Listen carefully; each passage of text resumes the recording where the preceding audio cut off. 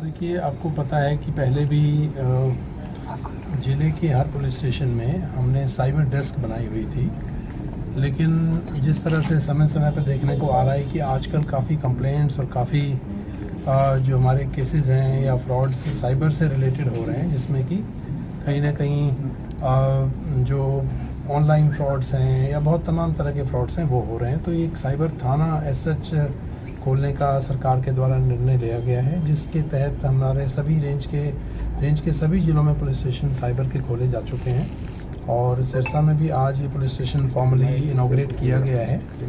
तो इसमें समय की ज़रूरत को देखते हुए, क्योंकि ऑनलाइन फ्रॉड साइबर फ्रॉड्स काफ़ी हो रहे हैं, काफ़ी कंप्लेंट्स हमारे पास आ रही हैं, तो उसकी ज़रूरत को देखते हुए साइबर पुलिस स्टेशन की आज फॉर्मल इनॉग्रेशन की गई है। यहाँ पर इसका संगठन सर किस तरह से काम करेगा, मतलब जैसे सिस्टम क्या रहेगा? सिस्टम से इंस्पेक्टर रैंक को देखिए, नॉर्मल पुलिस स्टेशन की तरह ही वर्क करेगा और इसमें अभी टू बिगिन विद करीब 10 लोगों को पोस्ट किया है और ऐसे लोगों को हैंड पिक किया है जिनका थोड़ा एक्सपीरियंस है ऑनलाइन फ्रॉड्स या साइबर फ्रॉड्स को डील करने में, और उनको बहुत तरह के रिसोर्सेज और ट्रेनिंग पहले भी कुछ प्रोवाइड कराई गई है, आगे भी प्रोवाइड की जाएगी। और इसमें अभी ऐसा नहीं होगा कि किसी और पुलिस स्टेशन में कोई जाएगा साइबर फ्रॉड की कंप्लेंट लेकर के तो उसको वहाँ से विश अवे कर देंगे, भगा देंगे।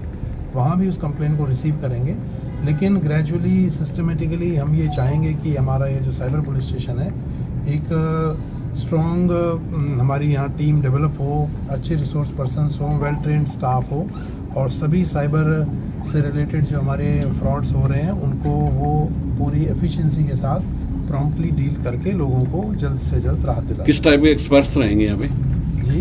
किस टाइप के एक्सपर्ट्स रहेंगे? देखिए, साइबर एक्सपर्ट ही हम उनको कहते हैं। अभी उसमें कई तरह के साइबर फ्रॉड्स की भी बहुत तरह की कैटेगरी है, तो हमारे लोगों की हमने ट्रेनिंग समय समय पर पहले भी कराई है, आगे भी हम कराएंगे।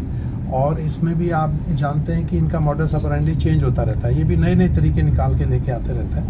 तो हम लोग अवेयरनेस की कैंपेन भी करते हैं, ये जो हमारी टीम होगी अवेयरनेस भी करेगी साथ साथ। जैसे 1930 एक नंबर है और एक cybercrime.com एक MHA का बना हुआ है। तो हम लोगों को अवेयर करते हैं कि जब भी फ्रॉड हो तो तुरंत इस पर सूचना दे करके बेसिक जानकारी दें, क्योंकि यदि उसमें देरी हो जाती है तो जो पैसा उनका जिसके साथ फ्रॉड हुआ है उसको कई बार रिकवर करना मुश्किल हो जाता है या कई बार नहीं भी हो पाता। जितनी जल्दी इन्फॉर्मेशन आएगी, मैं आप लोगों के माध्यम से भी ये कहना चाहता हूँ कि सभी पब्लिक को, हमारे सभी लोगों को, कि आप जल्द से जल्द साइबर फ्रॉड की सूचना दें। 1930 नंबर एक हेल्पलाइन नंबर है, उस पर दें। और आई थिंक www.cybercrime.com.gov.in है, उस पर दें, तो पोर्टल पे। तो उसमें क्या है कि जिस भी, क्योंकि वो लोग क्या करते हैं, आपका पैसा ट्रांसफ़र होते ही आगे मल्टीपल अकाउंट्स में ट्रांसफ़र कर देते हैं।